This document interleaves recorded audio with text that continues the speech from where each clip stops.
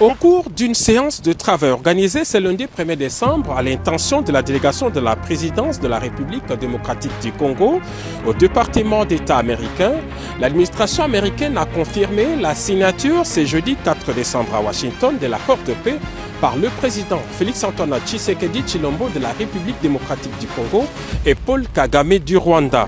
Les deux chefs d'État sont d'ailleurs attendus sur le territoire américain ce mardi 2 décembre.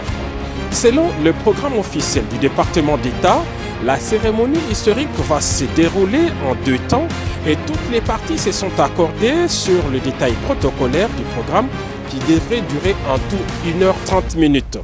La première étape se déroulera le même jeudi 4 décembre à 11h à la Maison Blanche.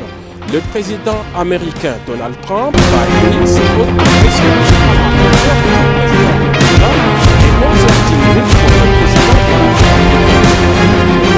avant une rencontre trilatérale d'une dizaine de minutes dans son bureau ovale de la Maison Blanche. Les protocoles ne prévoient pas à ce stade des prises de parole des deux chefs d'État. Seuls les ministres des Affaires étrangères de la République démocratique du Congo et du Rwanda accompagneront les deux chefs d'État dans les bureaux du président américain. La signature de l'accord proprement dit aura lieu à l'USIP, United States Institute of Peace, l'Institut pour la paix des États-Unis d'Amérique.